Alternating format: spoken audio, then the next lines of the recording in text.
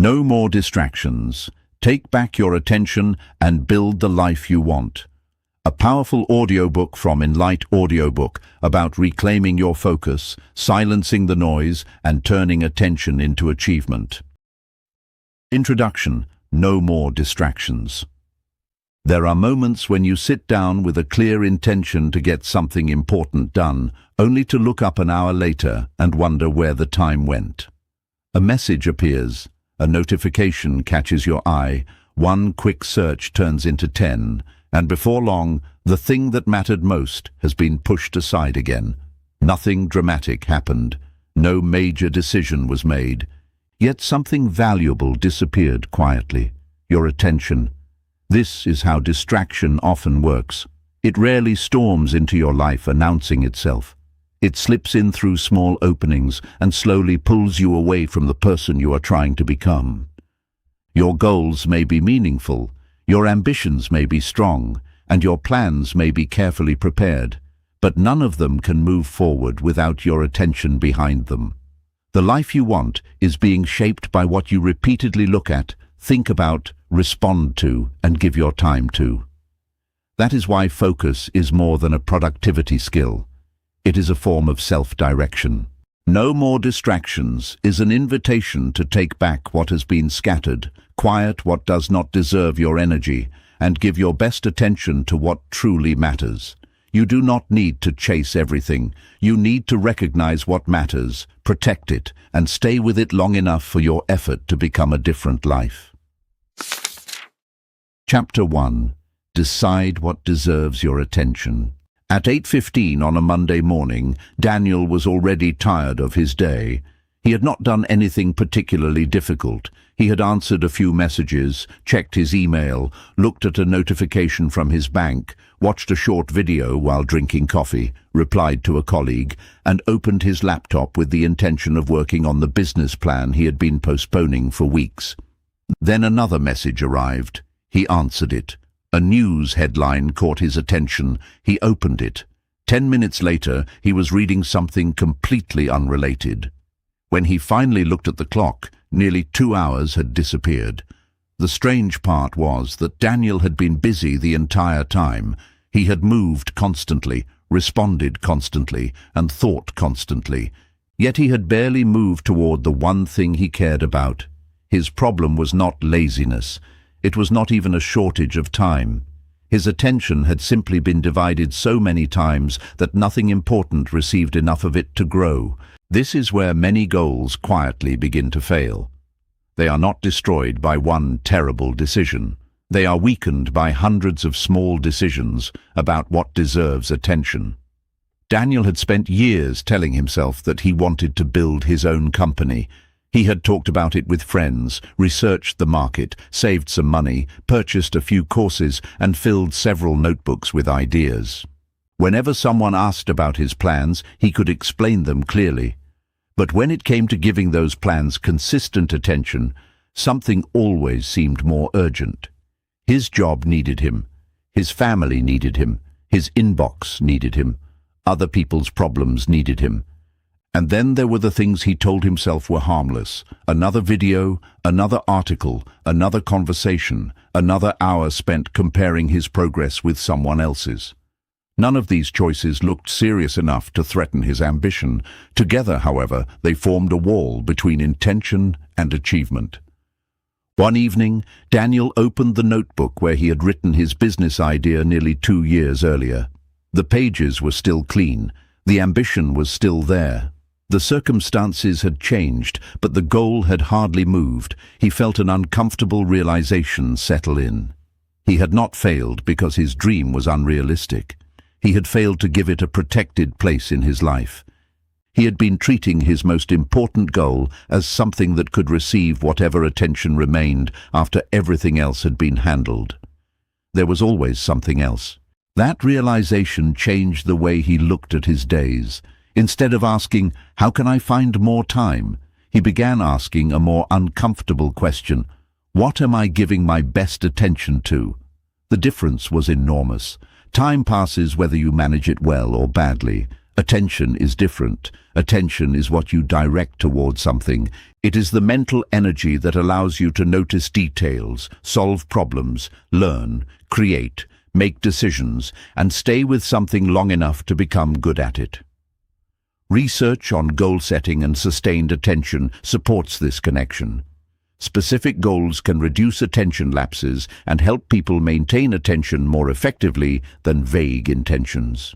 This does not mean that every part of life must revolve around one grand ambition. You have responsibilities, relationships, health, rest, and ordinary tasks that deserve attention too. The real challenge is learning to distinguish between what is important and what merely feels urgent. Those two things are not always the same. An incoming message may feel urgent. A notification may demand an immediate response. Someone else's expectation may appear important. But your deepest priorities often speak more quietly.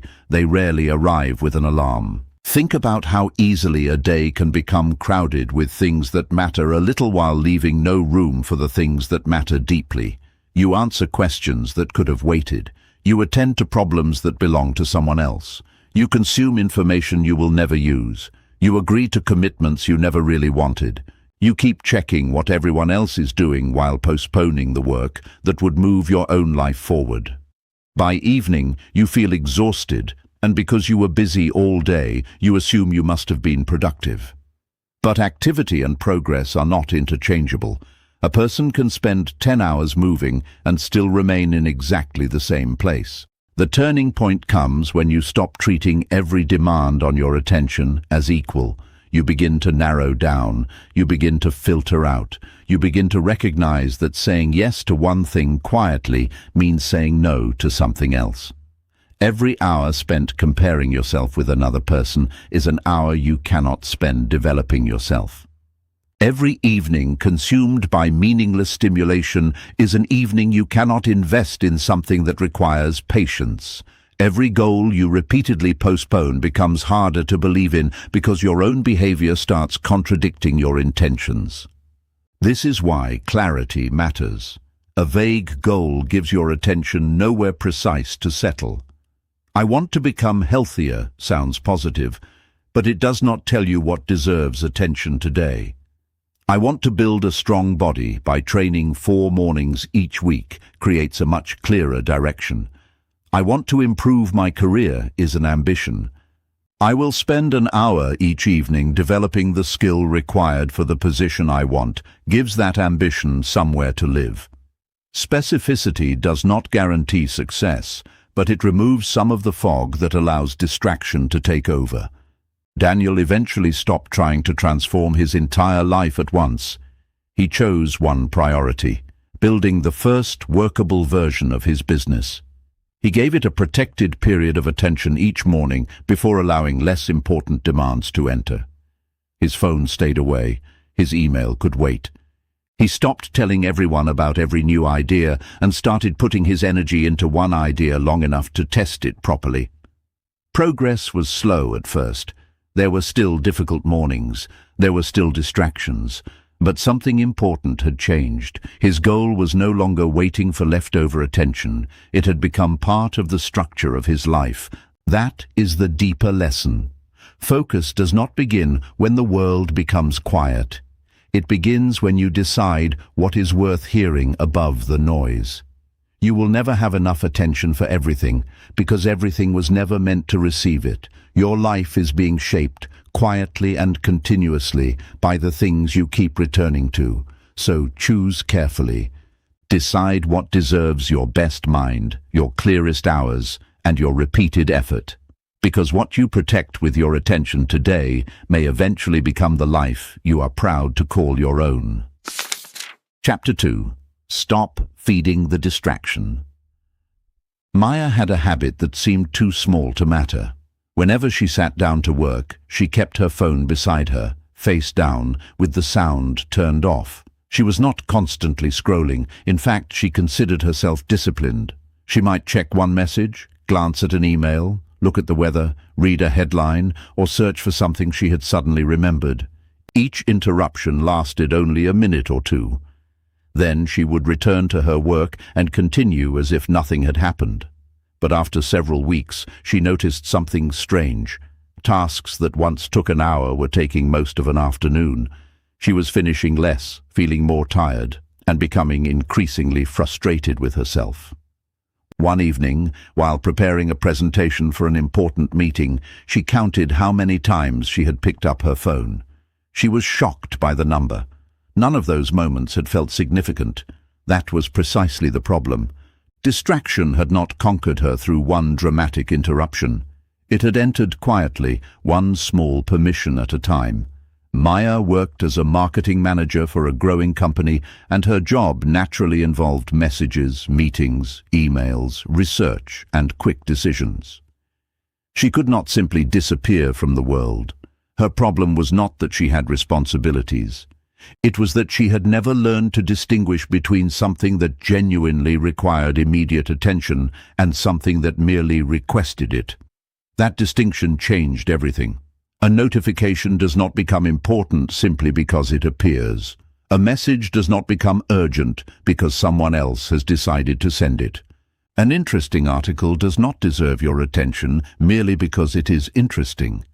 Yet modern life constantly presents requests as if they are demands. The mind becomes accustomed to responding before asking whether a response is actually necessary. Researchers who study interruptions have found that moving between tasks can carry a cognitive cost. When people switch away from an unfinished task, part of their attention can remain attached to what they left behind, making it harder to fully engage with the next task. The experience is familiar, even if you have never heard the psychological term for it. You close an email and open a report, but part of your mind is still wondering what the email meant. You start writing a proposal and remember that you need to make a phone call. You make the call and suddenly remember the proposal. You return to the document and spend several minutes trying to reconstruct where your thoughts were. Nothing appears to have gone terribly wrong, yet your concentration has become thinner. The most dangerous distractions are often the ones that feel reasonable. You may tell yourself that checking your phone will take 10 seconds. You may convince yourself that answering one message will help you clear your mind. You may open social media because you need a short break. You may browse the internet because you want to research something related to your goal. Sometimes those things are genuinely useful, but usefulness can become a disguise for avoidance. The question is not whether an activity has value. Almost everything has some value. The question is whether it deserves your attention at that particular moment. This is where distraction becomes personal. We often blame the outside world because it is easier than examining our own habits. We complain about notifications, noisy colleagues, demanding clients, social media, and endless emails. Some interruptions are certainly external, and they deserve to be managed, but many distractions begin inside us. We become uncomfortable with a difficult task, and suddenly we feel an urge to check something. We reach a confusing paragraph, and we decide to make coffee. We encounter a problem without an immediate answer, and we start browsing. The mind looks for an exit because the easier alternative offers instant stimulation. Maya began noticing this pattern in herself. The phone was not always the real problem. Sometimes she unlocked it without even receiving a notification. Sometimes she opened her email because the work in front of her had become difficult. Sometimes she switched tasks because she was afraid the task she had chosen might not turn out well. That discovery was more valuable than simply deleting an application.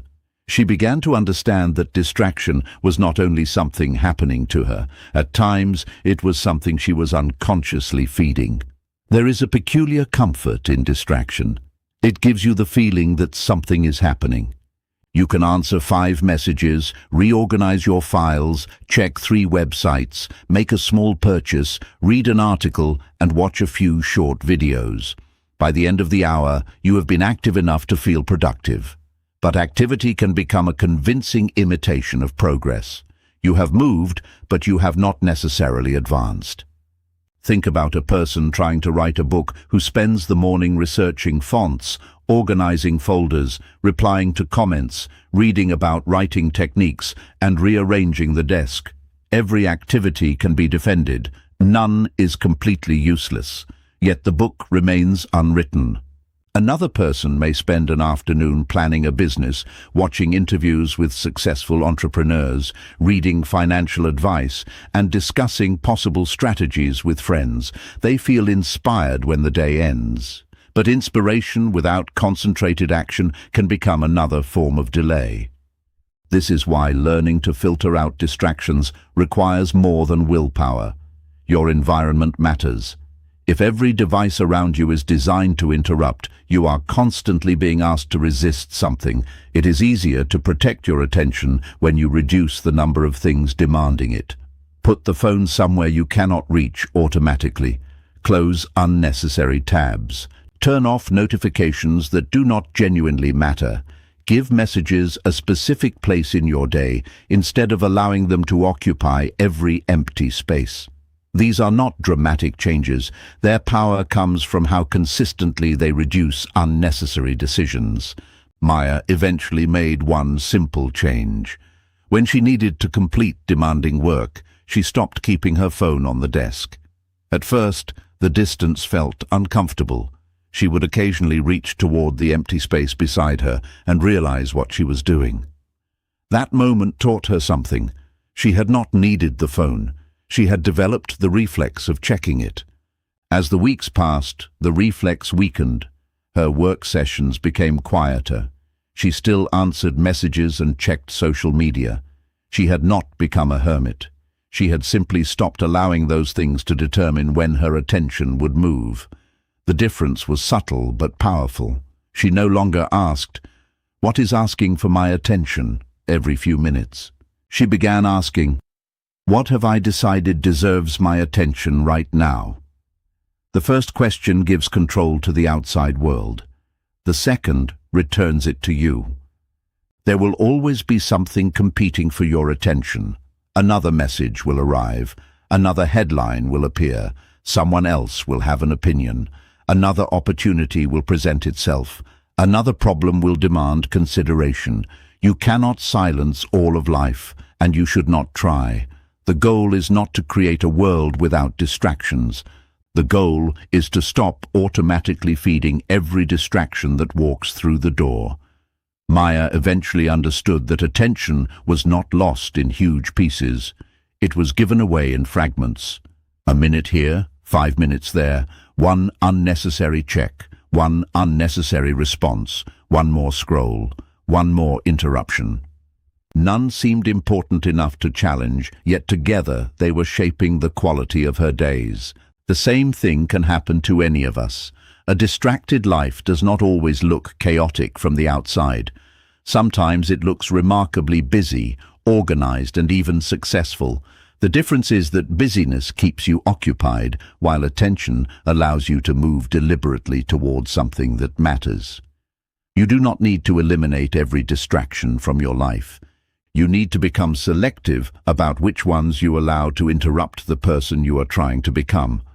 And once you learn to stop feeding what continually pulls you away, you may discover something surprisingly simple. Your focus was never completely gone. It was waiting for you to stop giving it away. Chapter 3. Train your mind to stay. At first, the silence felt almost unbearable. Every morning when Arif sat at his desk to study for a professional examination, he found himself searching for something else to do within minutes. The room was quiet. His books were open. His phone was across the room. There was nothing obvious interrupting him, yet his mind kept looking for an escape. He would read the same paragraph twice, stare at the ceiling, adjust his chair, drink water, check the time, and then feel disappointed that he could not concentrate. For years, Arif had believed that focused people were simply born with stronger minds. He thought concentration was a natural gift that some people possessed and others did not. What he eventually discovered was far more encouraging. His attention was not broken. It was untrained. Like any ability that has been neglected, it had become accustomed to constant stimulation, quick rewards, and frequent changes. The difficulty he experienced when trying to concentrate was not proof that he could not focus. It was evidence that he needed to practice staying. Arif had grown comfortable with immediate stimulation. During breakfast, he watched videos. During breaks, he scrolled through his phone. While working, he kept several tabs open.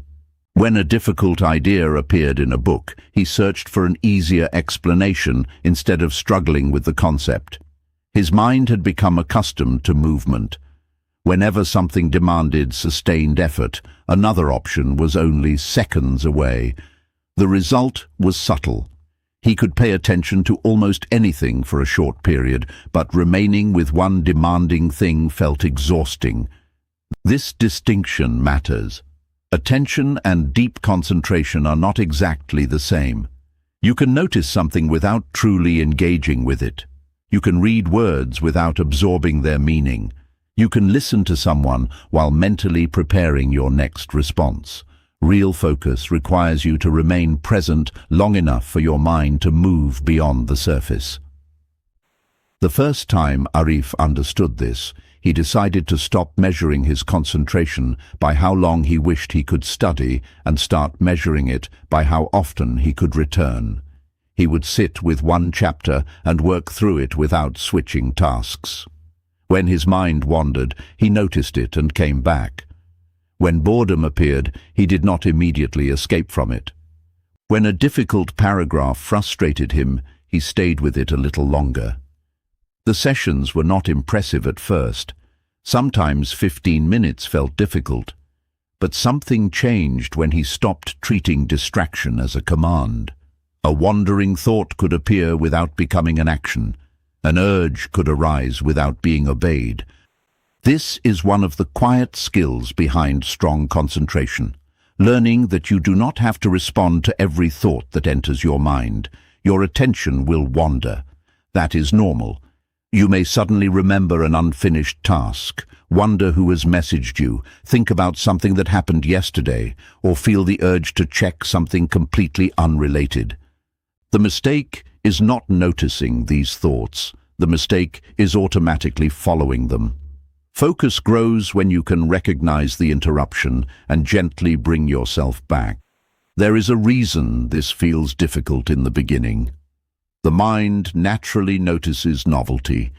A new message, a different sound, an unfamiliar idea, or a sudden change can capture attention because the brain is designed to notice changes in its environment. But modern life gives us an extraordinary amount of novelty. We can move from one subject to another within seconds. We can replace boredom instantly. We can find entertainment whenever we want it. As a result, ordinary concentration can begin to feel unusually demanding. The answer is not to become afraid of stimulation. It is to rebuild your ability to remain with something when stimulation is low. Arif began creating small periods in which he deliberately stayed with one task. He did not try to become a different person overnight. He simply practiced. Some days were productive, others were frustrating. Occasionally he would realize that 10 minutes had passed while his mind had been somewhere else. Instead of criticizing himself, he returned. That return became the real exercise. Gradually, the periods became longer. He began to understand difficult material more quickly because he was no longer constantly breaking his train of thought. His confidence improved for a reason that had little to do with the examination itself. He was proving to himself that he could stay with something difficult. That lesson reaches far beyond studying. A person trying to build a business needs to stay with problems long enough to understand them. Someone learning a new skill must tolerate the awkward stage when progress feels slow. A parent needs to stay mentally present during conversations instead of constantly checking a device. A writer needs to remain with an empty page long enough for an idea to develop. Even relationships require this ability. Sometimes the most meaningful conversations are not entertaining. They require patience, listening, and the willingness to remain present when the subject becomes uncomfortable. There is also a hidden connection between concentration and boredom. Many people treat boredom as a problem that must immediately be solved. The moment nothing interesting is happening, they reach for a screen, a conversation, a video, or some other form of stimulation. But boredom can be the doorway through which deeper attention develops. When you stop demanding constant excitement from every moment, your mind begins to settle. You notice details you previously overlooked. Thoughts have room to develop. Difficult ideas become less threatening because you are no longer trying to escape them. Arif eventually changed the way he described concentration. He stopped saying, "I cannot focus for long," and began saying, "I am still learning how to stay." That small change in language mattered because it turned a fixed judgment into a skill he could develop. He was no longer waiting for concentration to appear. He was training it. Your mind does not need to remain perfectly still for you to be focused. A focused person is not someone whose thoughts never wander. A focused person is someone who knows how to come back. Every return strengthens the habit. Every moment you resist an unnecessary interruption teaches your attention to stay a little longer. Over time, those small acts accumulate into something powerful. The ability to remain present when the work becomes difficult, when the excitement disappears, and when nothing is demanding your attention except the importance of what you have chosen to do. That is when focus stops being something you hope to have and becomes something you know how to practice. Chapter 4. Discipline when motivation disappears. There is a particular kind of morning when your goal feels strangely far away. Nothing has gone wrong. You are not sick, exhausted, or facing some enormous obstacle. You simply do not feel like doing what you promised yourself you would do. The excitement that once made the goal feel effortless has faded, and the work now looks ordinary. This is where many ambitions quietly lose their momentum. The beginning was exciting because everything felt possible. The middle is different. The middle asks whether you are willing to continue when the emotional reward is no longer immediate. Consider Daniel, who decided to improve his health after years of ignoring it. For the first few weeks he was enthusiastic. He bought new running shoes, planned his meals, watched motivational videos, and woke up early with a sense of purpose. Each morning felt like evidence that he was becoming a different person. Then life returned to normal. Work became demanding.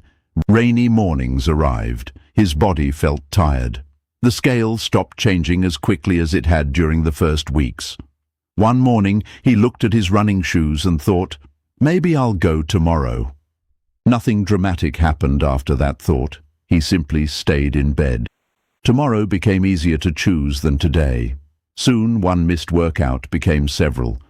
Daniel did not stop caring about his goal. That was what confused him. He still wanted the result. He simply no longer felt the emotional energy that had pushed him at the beginning. Eventually, he realized that he had misunderstood motivation. He had been treating motivation as the engine of his progress when it was really only the spark that helped him begin. Motivation is powerful because it makes action feel easier.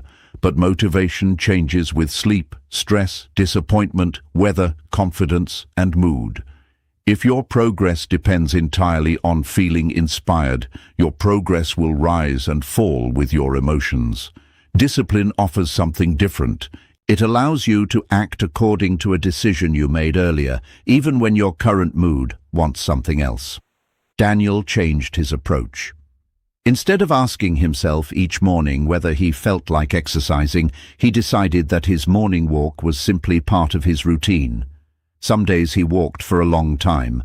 On difficult days, he walked for less. But he stopped negotiating with himself every morning. That small decision removed a surprising amount of mental friction. This is one reason discipline is often misunderstood. It is not about forcing yourself to perform perfectly or punishing yourself whenever you fall short. Real discipline is quieter. It is the ability to keep a promise to yourself when nobody else is watching. It is following through because the commitment still matters, even when the excitement has disappeared. The same principle applies to almost every meaningful goal. A writer eventually faces pages that refuse to cooperate. A student encounters subjects that feel painfully difficult. An entrepreneur reaches weeks when progress seems invisible. Someone trying to save money will eventually want to spend it. Someone rebuilding a relationship will encounter conversations that are uncomfortable. In each case, the question is not whether the person still wants the goal. The question is whether they can continue when wanting it no longer feels emotionally rewarding. There is also a deeper psychological benefit to keeping small commitments. Every time you follow through, you give yourself evidence that your intentions can become actions. Trust in yourself is not created by making bigger promises. It is built by repeatedly keeping smaller ones. When you tell yourself you will do something and then actually do it, even imperfectly, your confidence becomes grounded in experience rather than wishful thinking. Daniel eventually stopped searching for motivation. He learned to expect ordinary days. That expectation made difficult days less surprising. He understood that a meaningful life cannot be built only from moments when you feel inspired. Much of it is constructed quietly, through actions that seem almost insignificant while you are doing them. You will not always feel ready. You will not always feel ambitious. Some days, the goal will feel exciting. On other days, it will feel like another responsibility. That is normal. The important question is what happens next. When motivation steps back, discipline gives you something to stand on. And when you continue despite the absence of excitement, you discover a powerful truth. You are no longer dependent on how you feel to become who you have decided to be. Chapter 5.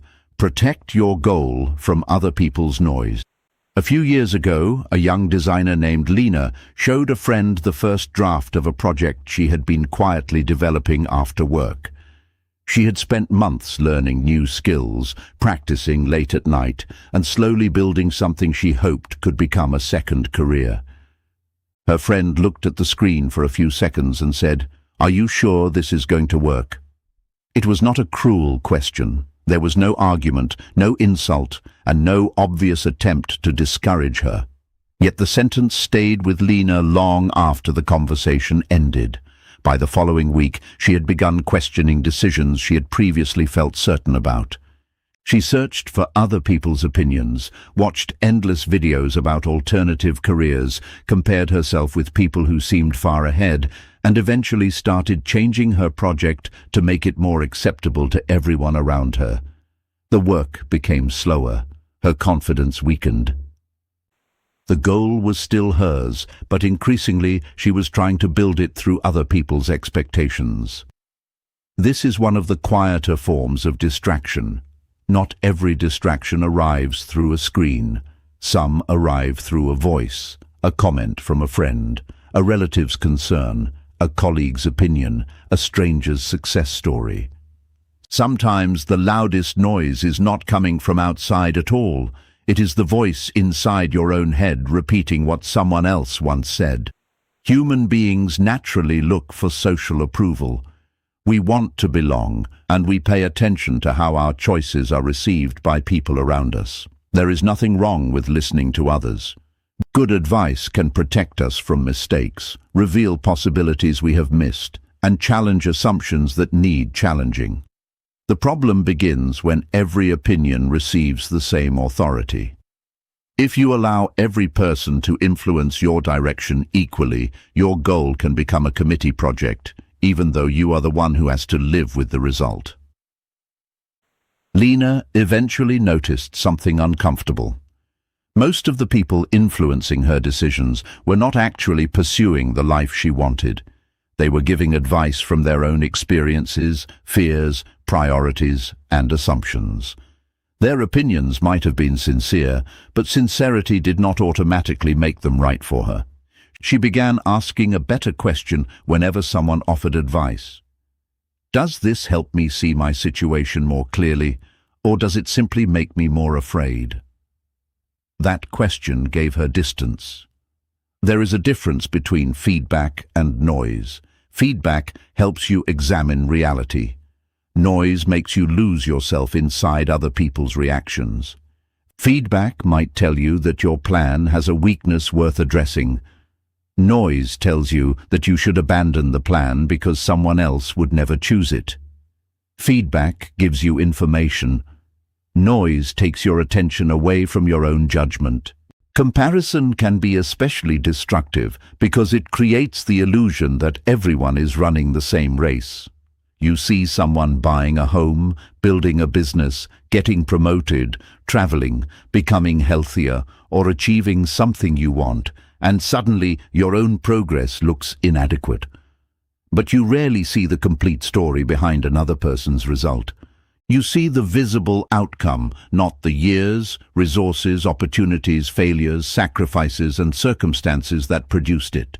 Comparing your unfinished chapter with someone else's highlight can make an honest journey feel like failure. Lena stopped trying to prove that her project would succeed. Instead, she focused on making it better. She still listened to people she trusted, but she became more selective about whose opinions she allowed to influence major decisions. She also stopped announcing every step she took. Some goals grow better in quietness. They need room to develop before they are exposed to constant judgment. There is strength in being able to say, "I appreciate your opinion, but I need to think about it." You do not have to argue with every critic. You do not have to defend every ambition. Sometimes the most disciplined response is simply to take the useful part, brush aside the unnecessary part, and carry on. Protecting your attention does not mean becoming closed-minded. It means becoming discerning. You can remain curious without becoming easily redirected.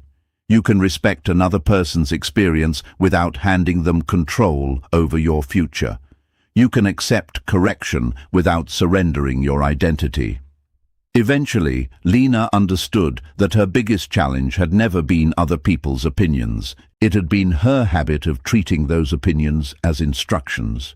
Once she stopped doing that, her work became lighter. Not easier necessarily, but clearer. She could finally hear her own judgment again. Your goal needs space to become real. If you allow every voice to enter that space, you may spend so much energy responding to other people's expectations that you never have enough left to build what matters to you. Listen carefully, think honestly, take wise advice, and remain willing to change when evidence demands it. But remember that attention is precious, and so is direction. Not every voice deserves a vote in the life you are trying to create. Chapter 6. Keep going. When progress feels invisible. There is a frustrating period in almost every worthwhile pursuit when your effort seems to disappear the moment you make it. You work, but the result barely changes. You practice, but nobody notices. You save money, but the balance still looks ordinary. You study, but the difficult subject remains difficult. You improve your habits, yet your life does not suddenly look transformed.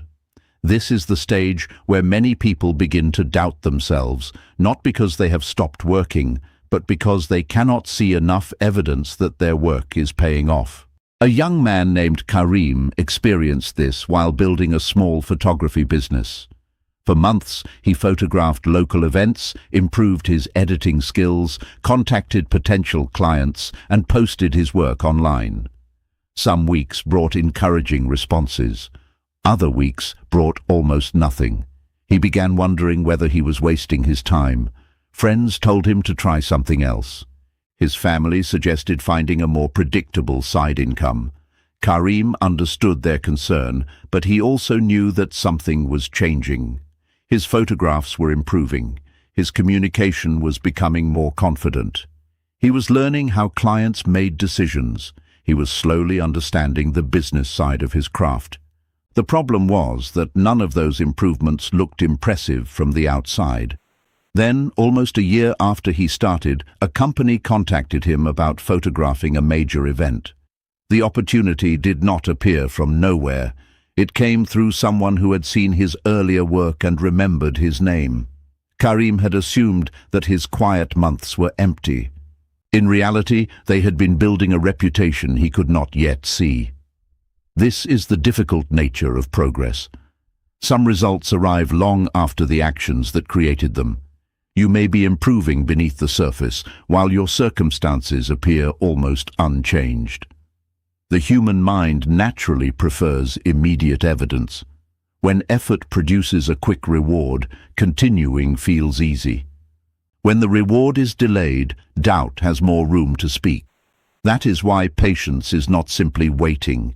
Real patience means continuing to act intelligently while accepting that meaningful results may take longer than your emotions would prefer. It does not mean blindly repeating something that is not working. It means learning, adjusting, and continuing without demanding constant proof that you are succeeding. Think about learning a language.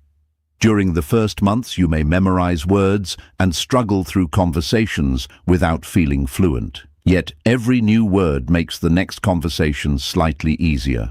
The improvement is gradual enough to escape your notice. Then one day you understand a sentence that once would have sounded like noise. The breakthrough feels sudden, but the preparation was anything but sudden. The same pattern appears in careers, relationships, fitness, finances, creativity, and personal growth.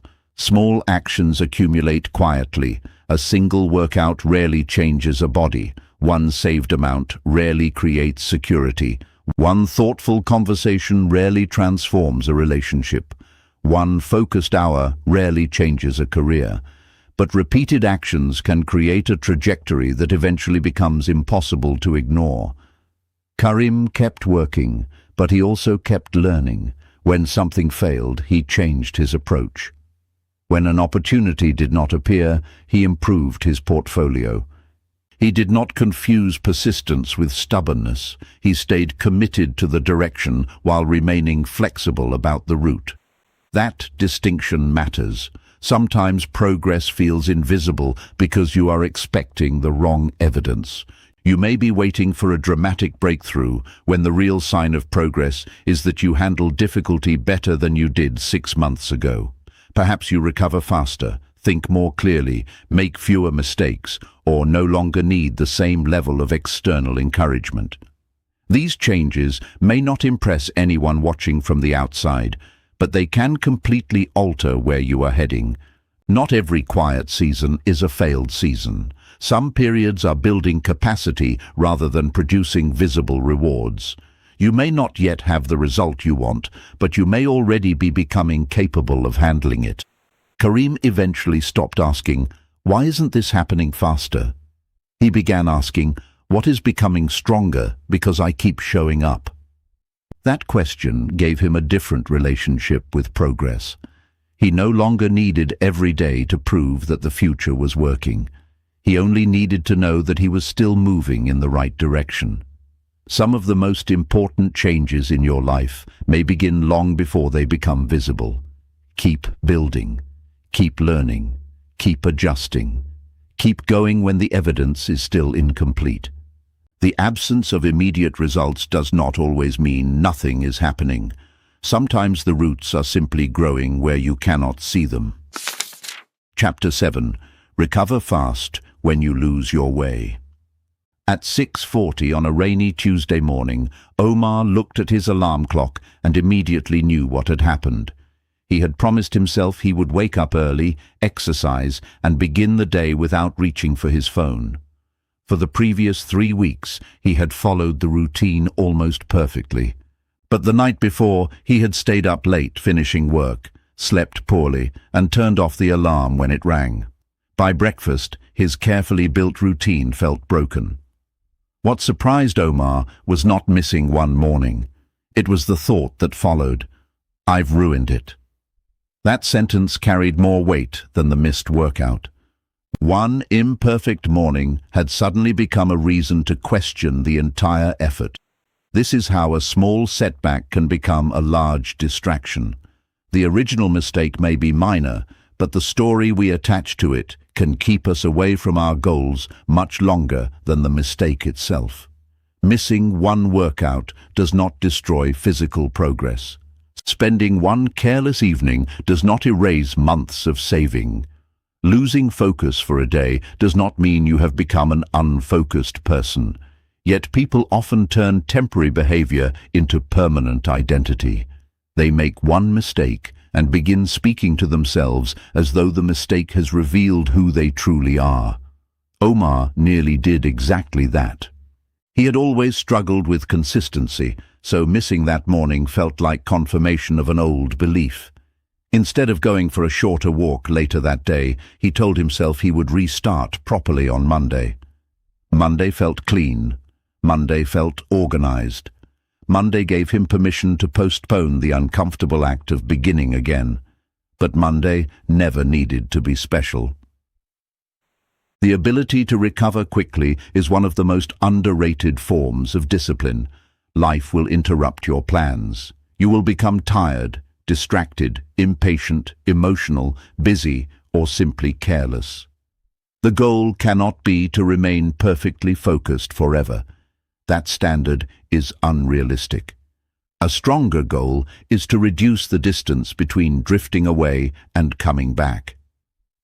Think about someone learning to ride a bicycle. Falling does not become evidence that the person cannot ride. It becomes part of learning how to balance. The important question is whether they get back on. Personal progress works in much the same way. A setback can reveal where your routine is fragile. It can show you what needs adjustment. It can even make your next attempt more intelligent. Omar eventually changed the rule he had created for himself. He stopped believing that one missed day required a dramatic restart. If he missed his morning routine, he would simply continue at the next available opportunity. That decision removed the unnecessary guilt surrounding mistakes. More importantly, it prevented one bad day from turning into a bad week. There is a psychological trap in perfectionism. When people believe they must perform consistently or not at all, a small failure feels disproportionately painful. Once the perfect streak is broken, they may abandon the effort completely. A healthier approach is to measure your ability to return. You can lose momentum without losing direction. This applies far beyond habits. You might become distracted from a career goal, lose control of your spending, fall behind in your studies, become distant from someone you care about, or abandon a personal project for several months. None of these situations require you to become trapped in regret. You can acknowledge what happened, understand why it happened, and take the next available step. That does not mean ignoring mistakes. Recovery without reflection simply creates repetition. Omar had to admit that staying up too late had made his morning routine fragile. He adjusted his evening schedule instead of blaming his lack of discipline. The setback became information. There is something powerful about learning to begin again without making a performance out of it.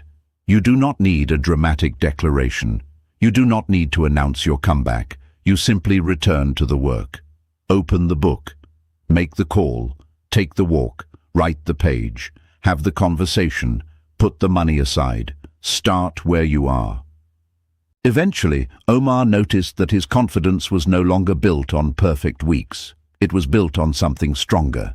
He trusted himself because he knew that even when he wandered, he could find his way back. That may be one of the most important forms of resilience you can develop. You will not always stay on course, and you do not have to. What matters is how quickly you recognize that you have drifted and choose to return. A distracted moment does not have to become a distracted life. Sometimes progress is not about never losing your way. Sometimes it is about learning that you can always turn around. Chapter 8. Finish what you started. A half-written book sits inside a drawer. A language learning app remains unopened after the first enthusiastic week. A business idea lives in a notebook, surrounded by ambitious plans that never became action.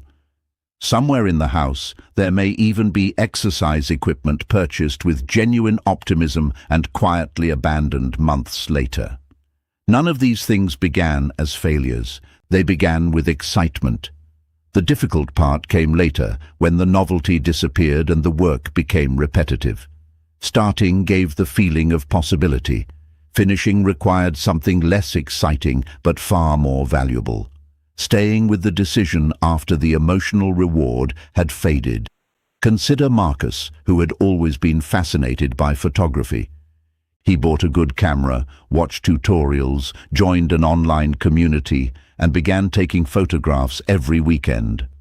At first, everything felt fresh. Every new technique made him excited.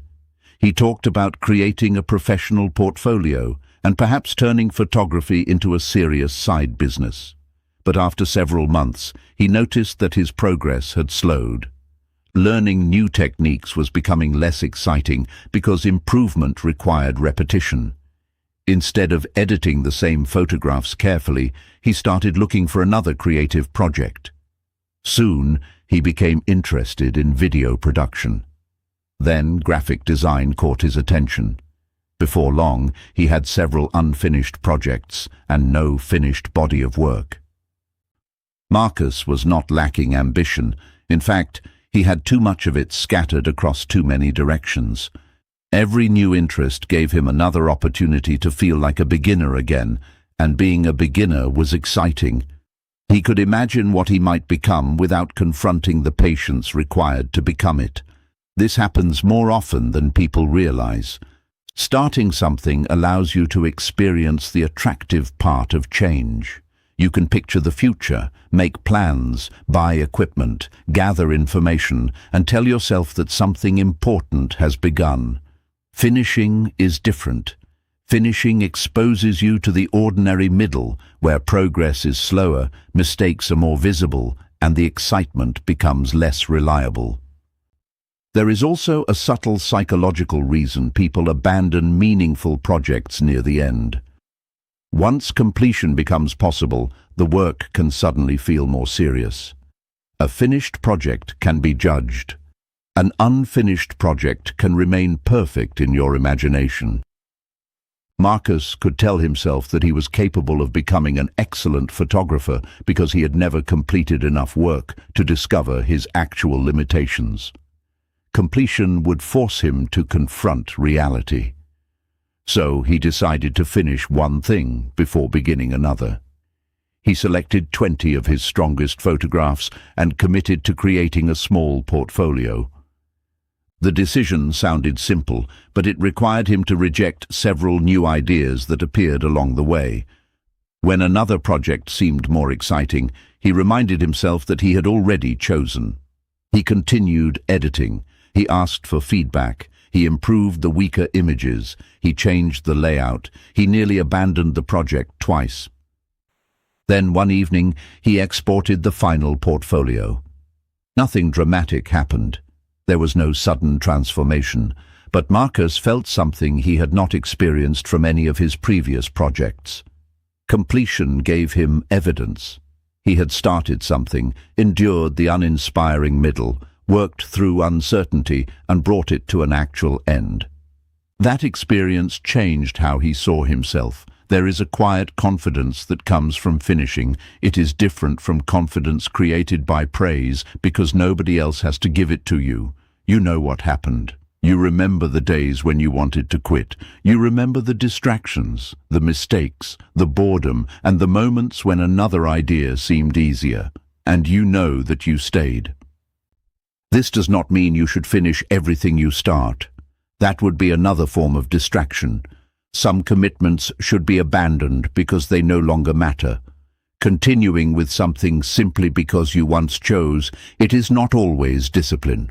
Sometimes wisdom requires you to let go. The important distinction is whether you are leaving something because it genuinely no longer deserves your attention or because the work has become difficult and something newer looks more attractive. Finishing also becomes easier when you define what done actually means. Without a clear endpoint, projects can expand endlessly. A person may keep researching instead of launching, keep editing instead of publishing, or keep preparing instead of beginning. A clear finishing point creates a moment when preparation must give way to completion. Marcus eventually returned to photography with a different mindset. He still explored new ideas, but he no longer allowed every new interest to pull him away from an existing commitment. He learned to appreciate curiosity without becoming controlled by it. That distinction helped him become more productive without becoming less creative. Your attention is powerful, but its power increases when it is carried through to completion. Every unfinished commitment occupies a small space in your mind. Every completed one releases that space and strengthens your trust in yourself. The life you want will not be built entirely from exciting beginnings. It will be shaped by the ordinary courage to remain when the excitement disappears, to work through the middle, and to bring meaningful things across the finish line. Sometimes the most important decision is not deciding what to start next. It is looking at what you have already begun and quietly deciding, this time, I am going to finish. Conclusion. Keep your attention. Keep your life. At some point, the noise becomes so familiar that silence feels unusual. You reach for your phone without thinking, respond before deciding, compare without meaning to, and move from one task to another while telling yourself that you are simply keeping up. Then, perhaps in a quiet moment, you realize that your attention has been traveling everywhere except where you truly wanted your life to go. That realization can be uncomfortable, but it can also become a turning point. You do not need to control every moment of your life. You do not need perfect discipline, endless motivation, or a completely distraction-free environment.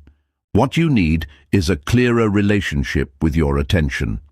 You need to recognize what matters and become willing to protect it. Your goals will compete with distractions. Your priorities will compete with urgency. Your patience will compete with the desire for immediate results. There will be days when motivation disappears. People question your direction, progress feels invisible, and your own mind tries to convince you that something easier would be better. None of this means you are failing. It means you are human. What matters is what you return to.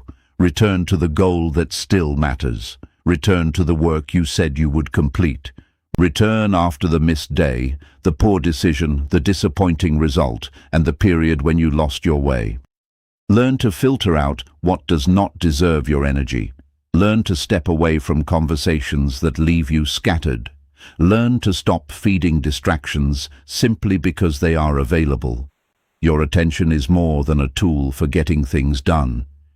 It is one of the ways you shape your identity. What you repeatedly notice, pursue, practice, and protect eventually becomes part of who you are. So be selective with it. You cannot give your best attention to everything, and you were never meant to. Some things deserve a response. Others deserve silence. Some opportunities deserve pursuit. Others deserve a respectful no. Some goals deserve another attempt. Others deserve to be released. The life you want will not be created by everything you could possibly do. It will be created by the few things you choose to do consistently. The world will keep making noise. Notifications will appear. Opinions will arrive. Distractions will knock. Let them. You do not have to answer every call on your attention. Choose what matters. Protect it. Stay with it. And let your attention build the life you came here to live.